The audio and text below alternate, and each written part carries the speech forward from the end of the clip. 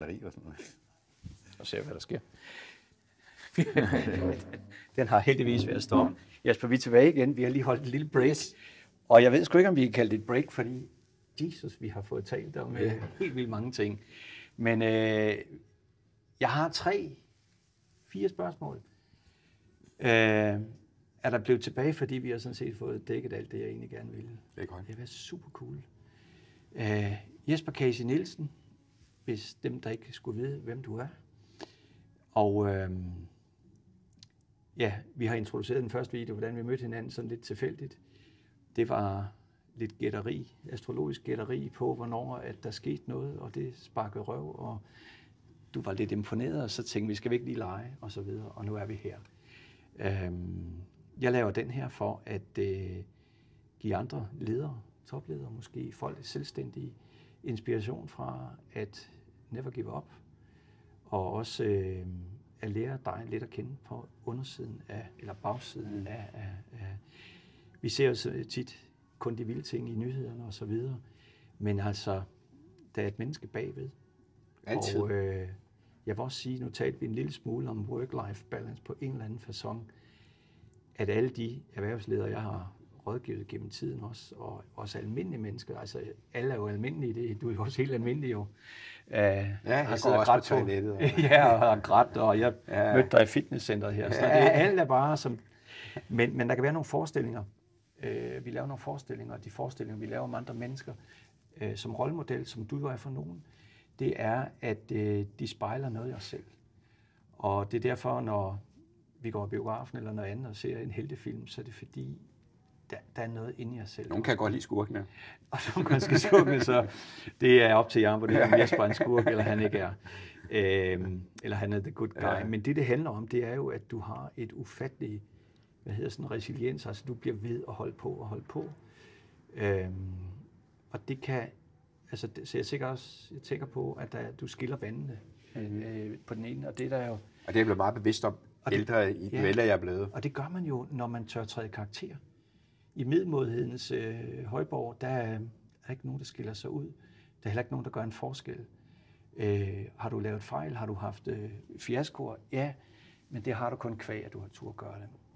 Jeg elsker, og jeg er meget glad for, at kunne tale med en person, som giver den gas på alle lederkanter. Og hvor meget der kom med i den første, kan jeg dårligt huske, fordi vi talte så længe, men det jeg hører, det er sjovt nok, at det aldrig har været pengene, der har drevet dig, men hvad de kan bruges til. Ja, penge er et middel. Og gøre godt med. Gør godt med. Også for andre mennesker, for dig selv og for alle omkring dig. Ja. Penge er en forfærdelig opfindelse, en ekstremt dårlig energi, som bliver en besættelse for mange mennesker, fordi vi har valgt en samfundsmodel, hvor det er det, der måler din succes og din placering i samfundet, hvad jo egentlig er jo forkert set i et større billede, for det er jo mere den forskel, hvis vi så, nu lander vi til sidst i vores liv, hvor det er slut, der er det jo fuldstændig irrelevant, hvor mange penge vi har med, når vi forlader den her jord. Der er vi tilbage til det, der egentlig er det rigtige, nemlig, hvad betød du egentlig som menneske for den verden, du forlader, og for de mennesker, der var omkring dig? Det er jo det blueprint, du efterlader der. Hvor når rejsen er slut, så er det jo ligegyldigt, hvor mange penge du har. Men mens vi er her, så er det det, vi måler. Det synes jeg er en mærkelig kontrovers. Men der har jeg ligesom allerede lagt mig selv i graven og sagt, at det er faktisk ligegyldigt.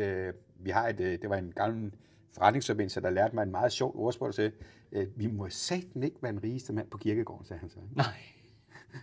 Fordi det vil være et nederlag. Ja, det vil virkelig være et nederlag. Fordi penge skal jo bruges. Ja. Penge er sat i verden for at skulle... Det er også derfor, man siger, hvorfor går du ind i Brøndby som 38-årig, hvor du egentlig er på vej op i den ret? Men det var fordi, på det tidspunkt, der kunne jeg mærke, at Brøndby havde behov for, at der blev gjort en forskel, fordi Brøndby var et forkert sted, synes jeg. Ja. Og jeg havde noget monetært, der kunne gøre en forskel for dem, og det var jo i princippet på det tidspunkt bare penge. Ja. Men det kan godt virke meget skræmmende på andre mennesker, fordi det eneste, de måler hele deres liv og eksistens og værdi i, det er deres penge og det monetære i deres liv. Og det der desværre jo, eller det der i hvert fald er standarden, når jeg ser det, det er, at, og jeg har lige et spørgsmål til dig bagefter, sådan off the record her også, men du får, men det er, at når vi kører den model, eller den udgave af os selv, så har vi 2 planeter. Der er Mars og Venus, og alle kender Mars og Venus, så der er ikke så meget hokus pokus. Mars, det er der, hvor mændene går ud og tisser, og Venus, det er der, hvor kvinderne gør, ikke? Og Mars er krigeren, og Venus er den modtagende og den, der kærer om. Så hvis du har en virksomhed, der er presset, så vil 9 ud af 10 af dem, du omtaler, de vil skrue på knappen, der hedder, så skal vi yde mere. Men dem, der har succes, det er dem, der skaber langtidssigt. De laver en kultur, noget værdibærende, som det feminine princip i virkeligheden er. Det er det runde, og hvor maskulin er det. Ja, også det. Det her. Og manden, han er krigeren, så altså, vi er også helt tilbage til kønsdelen, ikke? Altså noget rundt og noget aflagt, et sværd, der skal ud og nedlægge bytte. Ja, det er, man sige, selve det, kan man sige, med Mars og den planet, og det med at være kriger, der har jeg jo i 13 år været i en ren og skær krigssituation, efter at jeg blev nedlagt af skat og fik fjernet min kapital og alt det her. Og der har jeg jo så lært også de helt simple ting i livet, at sige, at personligt, der har jeg ikke behov for at eje noget længere. Jeg har ikke behov for at have, altså som jeg altid siger til min bedre halvdel, hvis jeg har mere end hvad der passer i en kuffert, så er der tid til, at vi skal have ryddet op. Fordi jeg skal altid kunne gå herfra inden for en time og pakke min kuffert og sige farvel og bevæge mig hen til det næste sted, hvor det giver mening, jeg er. Og det er også nogle af de ting, man lærer hende, hvor man jo har lært fra barnsben af. Ja. Det er vigtigt, du får et 30-årigt kreditlån, og du bliver i det her hus, og du køber din bil, og du bliver der. Der har jeg jo lært, at det er fuldstændig irrelevant, hvor jeg er henne. Bare jeg ved, at min familie og dem, der er omkring mig, de har det godt. Ja. Så er jeg et eller andet sted også glad og tilfreds. Ja.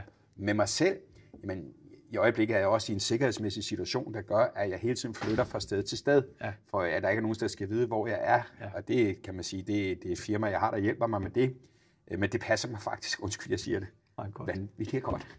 Altså. Og man kan også se på udviklingen i samfundet, at der bliver mere og mere det der fælles, hvor vi deler på en eller anden facon, og det der til overs. Men en anden ting er også, når jeg kigger i folks blueprint, som jeg kalder astrologiske blueprint, hvor vi kan se planeterne aftegne, ved du hvad, vi gjorde det jo ikke i den første. Jeg tror simpelthen lige, at folk skal have lov til at se det her, Jesper, som du jo kender. Nu har jeg lige taget det. Er det okay, at lægge dit op? Nu vil vi se, om jeg overhovedet kan komme på med videoen. Men det er sådan set dig indenfra og ud. Det er derfor, jeg kalder min rådgivning for succes indenfra og ud. Men for dit vedkommende, ligesom jeg kan gøre for alle andre, så har du en rejse, der handler meget omkring Venus og Tyren. Og den umodne udgave af, det er, at du vil have værdier. Men den modne udgave, når du har taget det der voksne ansvar, vi har talt om, som dukker op her i omkring 30, som vi sagde, og i slutningen af 50'erne, som du nærmer dig, ikke? Det er faktisk, at værdier stadigvæk er vigtigt, men det er, hvordan du skaber værdi for andre, i stedet for at skal have dem. Så det er din rejse, hvor mange andre måske skal noget helt andet. Men jeg har det her spørgsmål til dig som det første, og det er om, som erhvervsmand og som menneske i det hele taget, succes, som vi taler om, hvad er det? Og nu prøver jeg at fortælle, hvad jeg synes, det er. Succes for mig, fordi jeg arbejder med nogle andre værdier end dig, der skaber rigdom, ved at få de ydre og indre verden til at hænge sammen.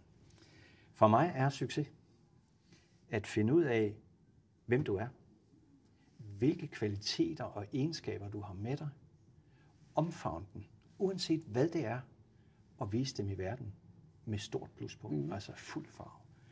Så hvis du er sygeplejerske, så gå ind i det. Hvis du er entreprenør, hvis du er forretningsmand, gør det helt. Hvis du er whatever. Du kan gøre det hele vejen rundt.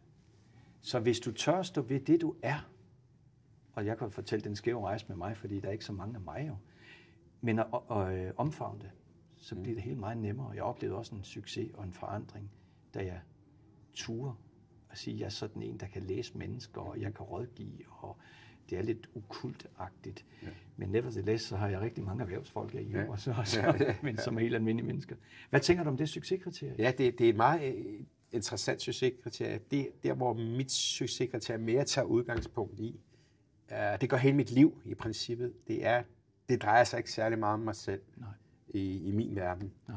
Det drejer sig mere om alle dem, der er omkring mig. Og jeg har ikke noget problem med, at nogle roller i mit liv skal jeg spille, som ikke er så gavnlige for mig selv, men det gavner andre mennesker i en eller anden form. Og det er så familie, venner, bekendte, firmarelationer, ansatte, Så jeg siger altid til, og det prøver jeg også altid at lære mine børn alt muligt andet, at du skal lade være med at tænke så meget på dig selv. Altså ikke være så navlebeskuende. For verden drejer sig ikke om dig. Verden drejer sig om os alle sammen. Ja. Og jeg har accepteret min rolle, at nogle gange må jeg gå lidt på køb på min egen, kan man sige, for godt befindende, for at andre mennesker, kan man sige, får mere ud af det. Det har også gjort, at jeg får utrolig mange ting igen. Ja. Og for mange mennesker kommer de så hurtigt ud, når det er et forhold, hvor der skal gives og tages, i det, der hedder en debit og kredit. Og der er jeg så begunstet med et helt unikt gen, som er rigtig svært for nye mennesker, der lærer mig at kende, om det så er en partner, hvis jeg starter et nyt parforhold op, eller for familien har det været svært ved at forstå, at jeg ikke har en debit-kredit. Det vil sige, at jeg føler ikke, der er nogen, der skylder mig noget, selvom jeg har givet dem en hel masse. Nej. Og det er jo meget for svært, fordi folk de bliver sure over, hvis det er, at du har gjort en masse ting for nogle personer, og når du så får du ikke noget tilbage igen. Det gør jeg ikke. Nej. Det har jeg det fint nok med. Fordi jeg tror på, at det store univers, der får jeg det bare tilbage et andet sted. Ja. Og jeg kan jo kun sige, at som 56-årig, med en meget, meget begrænset studentereksamen, der blev kørt igennem på ryggraden og på at kunne gå til eksamen og performe. Ja, men ikke på flid i hvert fald. Der kan jeg jo kun sige, at jeg er utrolig taknemmelig over for det liv, jeg har levet og det, jeg har oplevet. Og når folk de så siger, jamen du har kæmpet så hurtigt 13 år, så siger jeg 13 år, jeg bliver 90, måske 100, så nogle drenge som os, vi bliver gamle, for vi bliver aldrig rigtig gamle. Vi bliver ved med at leve, som om vi var 30-40 år gamle. Ja.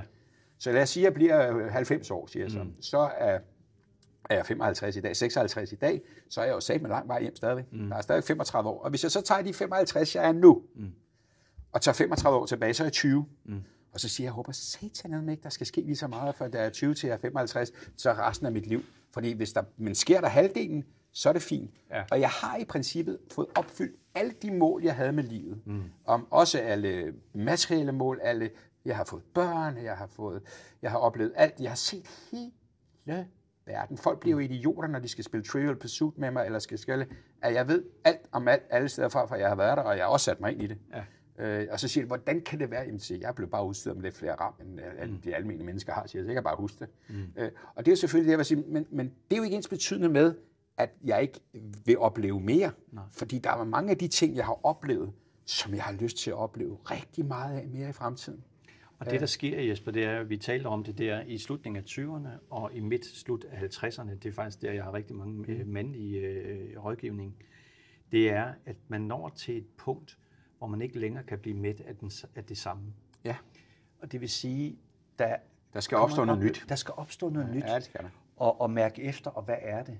Og der er jo mange, når de bliver fyret fra høje stillinger. Hvor de typisk ryger der eller midt 50'erne, og så er der ikke noget bagefter. Ja, det er bestyrelsesposter, ikke? Ja, så er der, som vi griner lidt af, fordi det er ikke sikkert, man trives i det. Nej. Men jeg ser overlap i vores synspunkter, det er, at det med ikke at tænke på sig selv, faktisk ved at ture være den ægte udgave af dig, så kan du tænke på andre, fordi så kan du bidrage med mest. Hvis du sidder i en forkert stilling, så prøver du bare at snyde og slippe for. Du trives jo ikke. Nej, og så har ikke noget godt. Du har ikke noget overskud at give af. Så det er derfor, når man når til den alder også, hvor du er nu har du selv sagt det jo, det du skal kigge ind i, og det har vi talt lidt om, både i første udsendelse og også i pausen her, det er, at du skal finde en rolle, hvor du på en eller anden måde får en mentorrolle, dit legacy, dit, hvad vil jeg give? Ja. Fordi som du siger, du kan ikke tage det med. Og du har fået en masse erfaring, og det er det, du så kommer til at gøre med for eksempel den her udsendelse. Men mange, Jesper, de drøner ud og prøver at finde den samme rolle igen. Og det jeg prøver hver gang at sige, ingen headhunters, ikke noget. Du skal ikke tilbage til den samme branche igen. Du har det ikke i dig mere. Du skal forny dig. Ja. Altså, vi kører heller ikke Puk Maxi mere. Nej, altså, det er lidt skævt sagt måske. Men det er sådan på el i hvert fald nu. Ja. Der er mange, der får den her tomhed i. Ja. Og så skal man lige vende tilbage og finde ud af, hvad er det i virkeligheden, jeg skal finde mening med det. Ja, der drev dig. Hvad er det, du er god til? Hvad giver dig glæde i livet? Og det er så der, hvor du er nu. Ja, det kan man sige, det er en fed... Nu står du lige, du skal lige igennem. Jo. Ja, men jeg er i en utrolig spændende proces nu. Det er det mest spændende, jeg nogensinde har foretaget sig i mit liv, det jeg foretager mig i øjeblikket. Altså at lave Pandora, eller sportsklubber, eller andre virksomheder, eller hvad jeg ellers har lavet ting. Så den proces, jeg er i nu, jeg har aldrig været i en proces, som i den grad har, hvor jeg skulle have udnyttet, jeg skal bruge alt det, jeg har lært gennem de sidste 20, 25, 30 år. Ja. Til det absolut yderste, og samtidig skal jeg på en rejse, er jeg på en rejse pt., som ingen andre mennesker har været før i deres liv. Det vil sige, jeg kan ikke henvende mig til nogen mennesker, som kan fortælle mig, hvordan jeg skal gøre det, jeg skal gøre nu. Det føler jeg som entreprenør er ekstremt intellektuelt pirrende. Ja. Og så tilbage til det, som vi også kort vendte før, at jeg faktisk skriver en historie hver dag i det, jeg foretager mig. Ja. Om det så er, i dag har jeg jo, som mange måske ved, Danmarks mest fuldt LinkedIn-profil. Okay. Og LinkedIn er jo et stærkt værktøj for seriøse forretningsfolk. Det er dinosaurer, det er dødssyg, det er alt det i forhold til social medias, men det passer bedst til det sted, jeg er i mit liv nu. Jeg er ikke til de hurtige feeds på TikTok eller på Instagram eller andet. Det er ikke det budskab, jeg er ude i her. Jeg har 900.000 danskere, som har læst med det sidste år på min LinkedIn-profil, og 14 millioner læsninger, og har 4 gange flere reaktioner på mine opslag, end nogen andre overhovedet har i det danske LinkedIn-univers. Så der har jeg jo skabt min egen lille, kan man sige, format. Jamen, man kan sige historiefortælling, som vi fortæller, det er din legacy.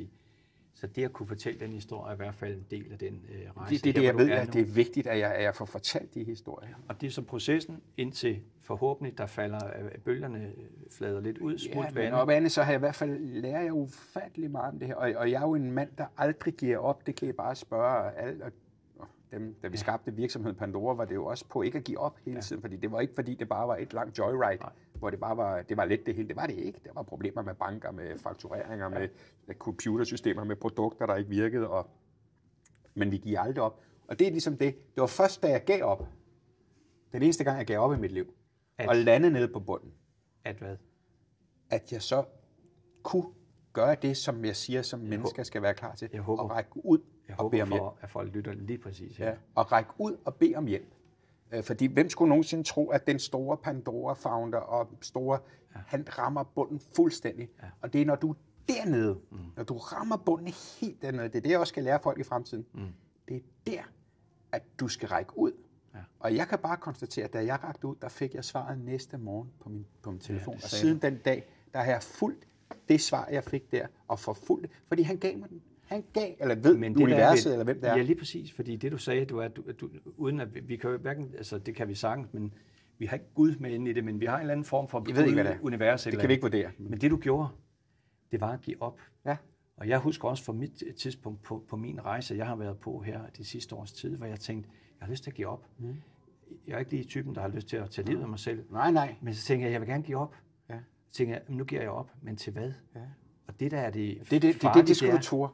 Det er netop, fordi da jeg gav op, og ikke vidste til hvad, det er lige præcis det handler om at give op. Der åbner du fuldstændig. For at være fuldstændig modtagelig for forandringer. Så i stedet for at klinge sig til de sidste halmstrå. Jeg gør, som jeg gør hele tiden. Ja. Så nogle gange det er svært, fordi det er jo ligesom at hoppe ud i en kold sø, og du ikke kan svømme. Ja.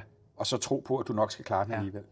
Fordi det er noget, og det vil sige, at det var meget, meget grænseoverskridende for sådan en alfa, og sådan en profil, som jeg har, og skulle lande dernede. Men situationerne med, at jeg var blevet presset så hårdt ned af alt og alle, men da der så blev tændt den flamme, og det kan først blive tændt, når du er helt nede og åben, så er den jo så stærk, at den aldrig kan brænde ud igen. Ja. Og jeg vidste jo fra det sekund, at da jeg var gået 34 minutter efter, jeg læste det opslag, der vidste jeg, hvordan Pandora havde snydt mig. Og så det var den indsigt, du først fik efter det. Jeg tror, jeg anede ikke, hvad det var det, men der vidste jeg, hvad rejsen skulle være. Ja.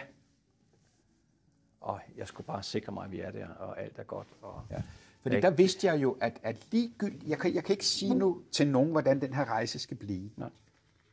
Men jeg ved, den kommer til at ske. Ja. Og jeg ved også godt, hvad slutskrivningen det er, for jeg vil aldrig nogensinde gå op i det. I dag er jeg herhenne, kan man sige, 1,5 år efter, 2 år efter, der har været skrevet 60 avisartikler. Jeg har Danmarks mest fulgte LinkedIn-profil. NSK har aktivt foretaget handlinger i forhold til den her sag. Det vil jo aldrig drømme om, vil ske. Der er 3 åbne retssager på Pandora. Der er en voldgiftssag, der er en civil retssag, og der er en landsretssag. Og det vil sige, hvad er der sket siden da? Jamen, jeg gør jo alt Alt. Jeg stopper ikke ved nogen havelov. Og det tror jeg også, at modparten har erkendt, og siger, ham her, han stopper jo ikke.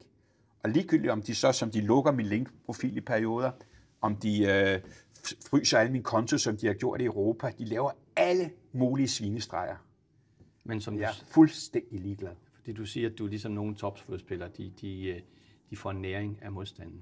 Men lad os holde den der, Jesper, super, fordi jeg hørte også, at du bød ind med at sige det her med at ramme bunden og nå til det her sted, hvor du skal give noget videre. Så og du har meget at give. Du har lært meget, derfor har du meget at give.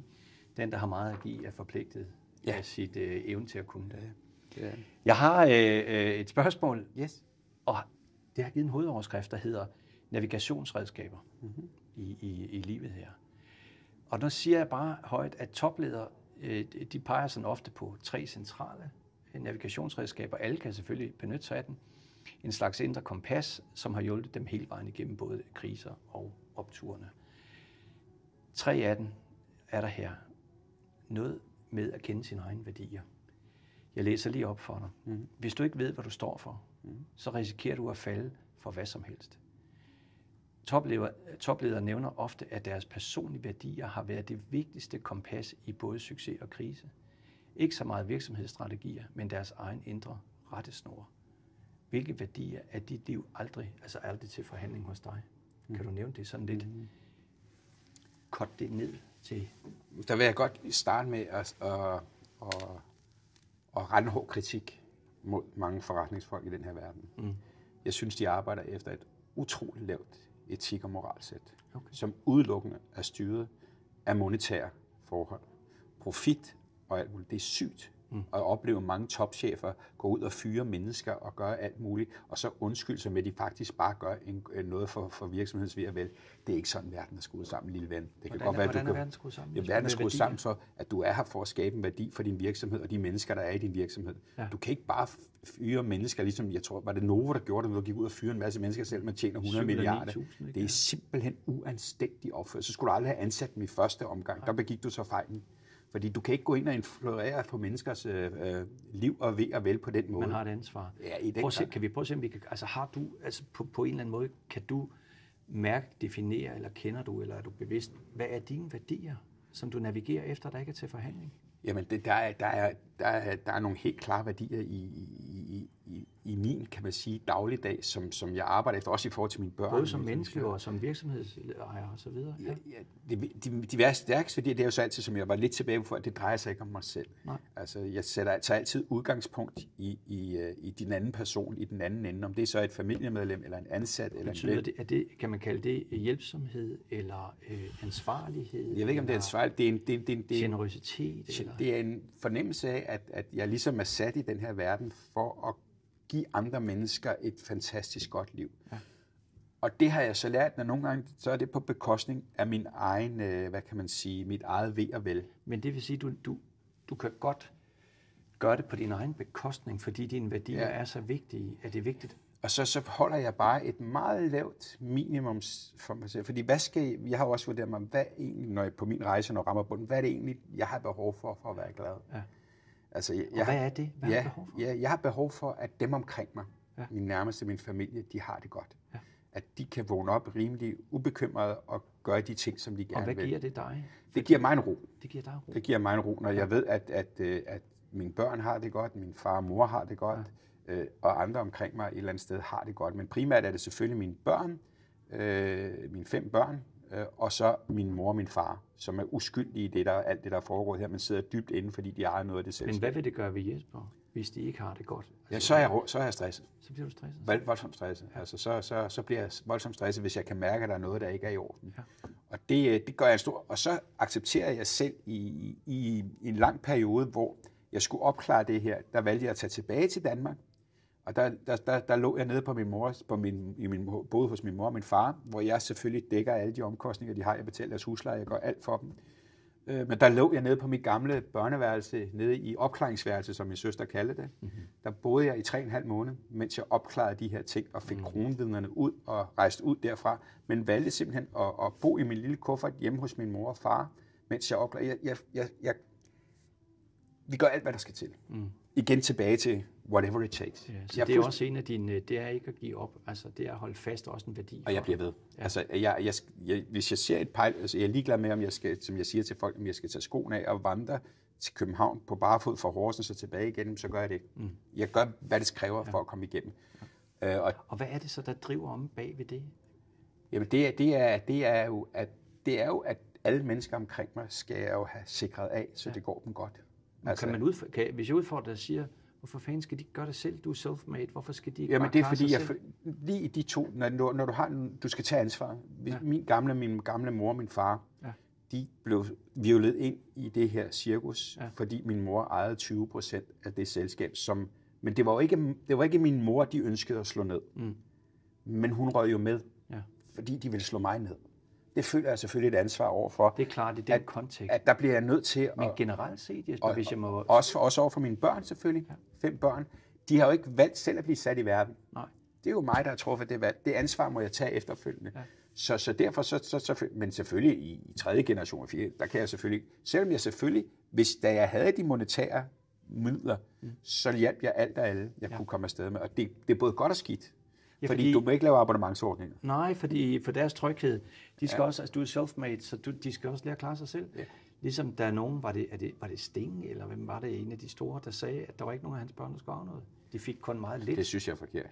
Ja, han sagde lidt, fordi de skal ikke bare svælge i hans ting. Nej, det skal ikke svælge, men det, jeg har lært med det her, det er en vigtig lære, det er at sige, du må godt hjælpe.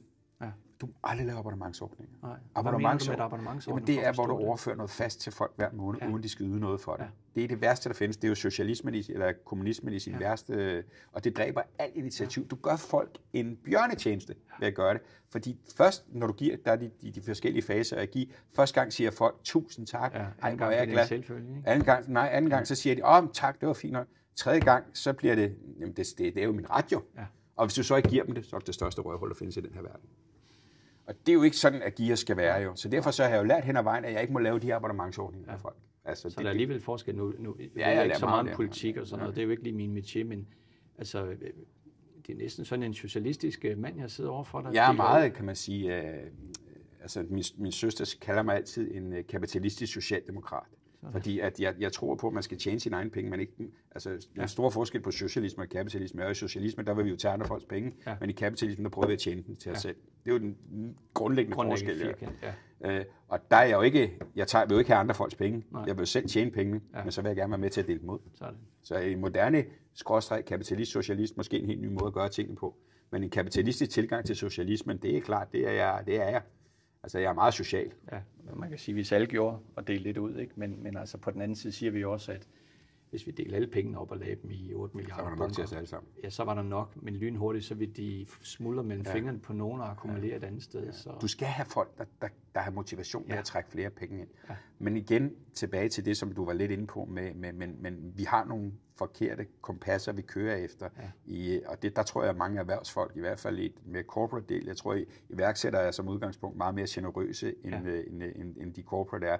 Fordi jeg kunne se det skifte, der skete i min egen virksomhed, fra da vi gik fra, kan man sige, vores egen virksomhed, Per, Michael og jeg, hvor der var ingen grænser for personalegoder, og der var aldrig nogen, der stoppede, og alle var glade, og vi havde pensionsordninger, og der var fitnessordninger, og der var Faxe Kondi, og der var firmafester, der var firmarejser, der var alt, der blev ikke sparet på noget som helst. Fra vi kommer over til, at der sidder nogle mennesker, der administrerer nogle investorers og aktionærers penge og kigger på hver en krone. Ja. Lige pludselig, så bliver alt fjernet, alt bliver gjort ned, og det bliver en rigtig elendig arbejdsplads at være på. Og lige pludselig, så starter medarbejderudskiftningen, dårlige medarbejdertilfredshedsundersøgelser, alt det, der hører med. Så igen siger jeg, at jeg er ikke fan af kapitalfonde, jeg er ikke fan af børsnotering, jeg er ikke fan af noget som helst af de her ting. Jeg er fan af ejerledede virksomheder med ordentlige mennesker i spidsen. Ja. Cool. Godt svar, eller... Det var i hvert fald et meget fyldigt svar. Ja. Lad os tage den anden, Jesper. Der er 2 mere, ikke? Intuition som GPS har jeg skrevet som overskrift. Det er vigtigt. Trust your gut feeling. Men nogle af dine bedste... Altså, data er vigtigt, men de bedste beslutninger er truffet på mavefornemmelser. Ja. Erfaring skaber instinkt. Mange ledere lærer at stole på deres mavefornemmelser over tid, særligt når data er uklare. Intuition bliver en stille, men præcis vejviser. Jeg har selv, jeg har trænet mange i at benytte deres intuition. Benytter du din, og hvordan? Ja, men jeg er også meget data-relateret. Ja. Altså det er jeg. Ja. Jeg er talmand, Ja. og kan godt lide big data, og undersøge alt, og AI er jo en stor gave for sådan noget. Selvom jeg er en gammel dreng nu, så er AI jo en stor gave for en mand som mig, fordi jeg kan jo få svar på alle de her ting, og jeg er meget nysgerrig. Ja. Så jeg vil være vidne omkring de ting, og den viden bruger jeg jo selvfølgelig også i alle de processer. Den proces, jeg er i nu, der kan jeg ikke søge meget AI, men gør det stadigvæk selvfølgelig, fordi det kan jo også beskrive andre store bedragerisager. Og det kan jeg jo relatere til at se, hvordan reagerer modparten og sådan nogle ting. Men data er for mig meget vigtigt, og så bruger jeg det ned i min intuition, og siger, hvad er klarsynet, som jeg kalder det. Ikke? At få lidt mere overordnet forkromet. Ja, men jeg kan godt lide, at det bliver at klarsynet eller intuitionen er bygget på noget viden og noget data. Ja. Så det ikke bliver rent fluff. Ja, og det gør jeg. Altså, jeg kan godt lide at øge chancen for, at min intuition rammer rigtigt. Men jeg bruger den selvfølgelig også, det er klart. Altså, det kan man jo, når man er entreprenant, så har man jo også mange følelser i det, og følger vanvittige planer. Og mange har jo fortalt mig, at jeg er nok den sidste mand i den her verden, man skal sige, at ting ikke kan lade sig gøre. Det er der selvfølgelig nogen, der udfordrer mig på nogle gange, når jeg så siger, men det kan vi ikke. Du har altid sagt, at alt kan lade sig gøre. Jamen, jeg er ikke dum, siger jeg så. Nej. Okay. Altså, så da jeg tilbage i 2002 sagde, at jeg tror, Pandora kan blive verdens største smykkevirksomhed, der var selvfølgelig kun mig, der troede på det. Ja. Og da jeg sagde, at man kunne skabe Danmarks bedste håndboldhold verdens bedste håndboldhold i Danmark, så var det jo i starten kun en mand, der troede på det, og det var mig. Og Jesper, for mit vedkommende, det jeg gør jo, når jeg hjælper folk, og det er præcis det, jeg hører dig. Du har jo tanken, drømmen, ideen, og du tør tro på den, og den manifesterer sig jo. Men den er kalkuleret. Den er kalkuleret, I know. Det er ikke kun... Faktisk så en af de ting, jeg gør rent mentalt, det er jo at hjælpe mennesker med at se end result, kan man sige. Du har den her håndboldklub, den er stor, og hvad er det så for nogle step, du kan tage baglæns? Ja. Det er jo også en måde at angribe det, og så kan du så... Du starter... For hver step med jo intuitionen. Ja, og så data, intuition. Og det samme kan man sige, da jeg fik mine 2 store skattesager, så siger folk til mig, at man har 3% chance for at vinde en skattesag af den størrelse i Danmark. Du har 2. Det er jo håbløst, jo. Og det samme, du har ikke en chance for at kunne nedlægge en virksomhed som Pandora, som lille mand.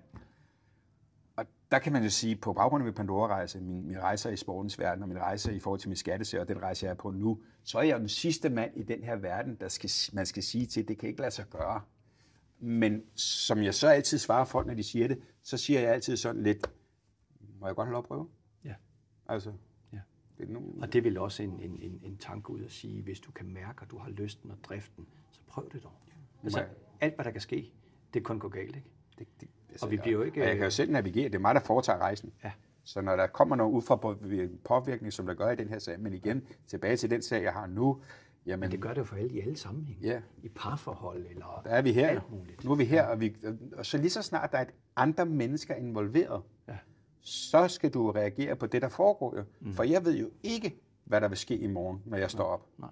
Det er jo ikke mig, der styrer det, men jeg ved, at jeg har nogle værktøjer, nogle redskaber til at reagere på det, der måtte ske, og jeg kender i hvert fald mit slutmål. Ja. Og de bliver jo truffet ud fra det, der sker her. De værktøjer og redskaber, jeg har. Ja, de bliver justeret af det, du siger. Du har det, du gerne vil have, og så må du justere for at komme derhen. Det er jo rejsen som entreprenør, kan man sige. Det er det tredje under navigation. Så fortrolig rum med ærlig sparring. Jeg havde brug for en, der ikke lå sig imponere. Nu fortæller jeg det fra en leders synspunkt. Jeg havde brug for en, der ikke lå sig imponere, men som turde at være brutalt ærlig.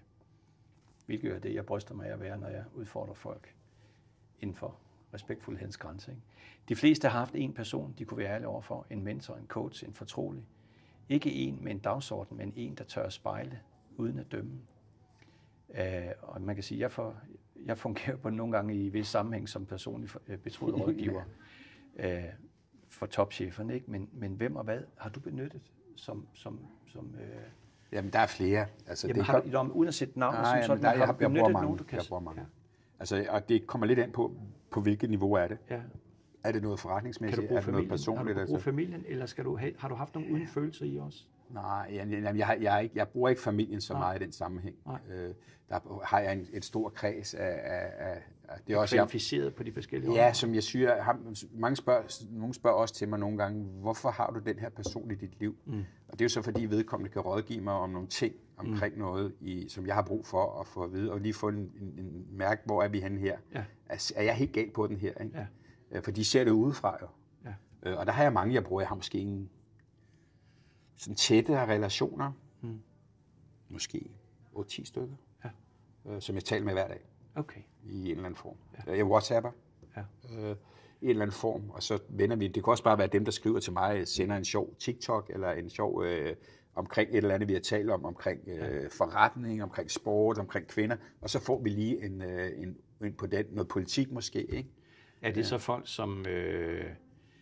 det kan være svært at have en 8-10 stykker og være helt 100% fortrolig med at vide.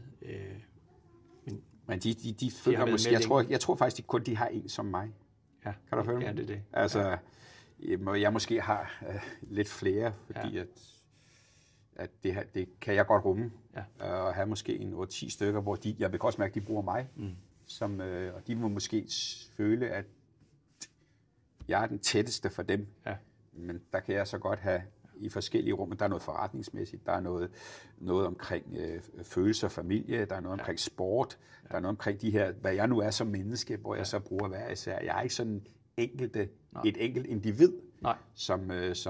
Men du har flere enkelte individer. Ja, som fordi jeg kender ikke mange som mig selv.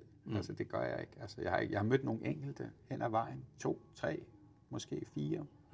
En dansker, det var den første, hvor jeg mødte ham, har jeg så ikke så meget relation, han er også fan af en anden fodboldklub, men jeg er, men det var den første, hvor jeg følte, at han var på et sted i sit liv, hvor han var lige så det samme sted, som jeg havde været før i mit liv, og han havde meget af det, som jeg også havde i mig. Han har også en stor dansk fodboldklub, og han havde også der havde vi en god relation, så var der noget forretningsmæssigt, der gjorde, at vi mistede relationen, og det er igen det, hvor pengene for mig ikke er så vigtigt, men han kom fra en verden, hvor det monetære var meget vigtigt. Det havde jeg ikke i mig, men på mange andre områder, der havde han mange gode kvaliteter og var super intelligent og virkelig dygtig. Og en mand, jeg virkelig respekterede og så op til. Men ellers har jeg ikke mødt så mange, som har så mange facetter, som jeg selv har.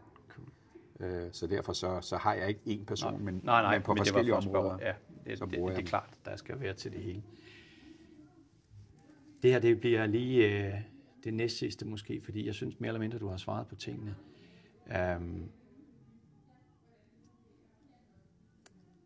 Jeg tænker bare, er der en ting hos dig selv, som du tænker, et hul, du falder i igen og igen, hvor du tænker, du kan være din egen udfordring? Mm-hmm. Ja, det gør vi jo altså. Det er jo så der, hvor jeg synes, at når man bliver lidt ældre, så får man meget mere styr på det. Jeg er god til at finde balancen nu med den alder, jeg har også med at finde, du sagde work-life balance. Altså, jeg sørger for at passe på min fysik. Altså, jeg sørger for at spise fornuftigt. Jeg sover ordentligt. Altså, der har jeg jo været, da jeg kørte hårdt og entreprenant, der tog jeg jo ikke de ting seriøst. Men ting som at jeg er mere afklaret med ting, og tager det mere seriøst, end jeg har gjort tidligere. Altså der sælger dit liv mere? Ja, altså helt longevity er vigtigt for mig. Også at finde en livspartner, som giver mig den ro. Altså det ved vi jo selv, at når vi er unge, så ved vi jo ikke rigtig, nogle er heldige jo at finde en partner fra dag i dag, som fungerer. Det tog jeg ikke seriøst nok i min første periode af mit liv. Der var der nogle andre ting, jeg prioriterede, hvor jeg nu er hvor jeg ved, at det at have en partner, som giver en ro, og som støtter en, og som det er jo så værdifuldt. Ja. Og det har jeg jo været bedre til hen ad vejen, og finde ud af at sige, okay, det er vigtigt, at jeg har en god livspartner, som et eller andet sted gør dig bedre, og ikke giver dig flere problemer, hvor jeg måske tidligere har haft den sted. Det har så også været en blyklods om benet på en, fordi man har fået rekrutteret lidt forkert. Ja. Så det er jo også noget af det, jeg giver til alle de unge mennesker, der spørger mig, de unge iværksættere, som jeg har en stor kontaktflade med, og sige, det vigtigste valg, du træffer i dit liv, det er hvilken livspartner. Så er det bedre, at du er alene, end at du finder et eller andet, og hvis du begynder allerede fra starten at sige, at du arbejder for meget, hvis du har det i dig, så skal du ikke være sammen med hende. Og hvor der tænker jeg, det kan vi jo så løse lidt hen ad vejen. Jeg kommer selv fra en kernefamilie, så det troede jeg, men jeg troede, at alle familier fungerede sådan. Det gjorde det så ikke, vel? Og det har virkelig været noget af det, der har givet mig mange problemer i mit liv. Det har været min rekruttering af livspartnere frem til jeg bliver en voksen mand. Det er meget godt, der kan laves astrologiske blueprint-test, der kan laves DISC-test, der kan laves alt for de ansatte. Men når det er så på hjemmefronten... Det allervigtigste rekruttering, der går vi bare ud på en bar og finder en tilfældig at hive ned af hylden. Ja. Og der ryger diagnoserne med en.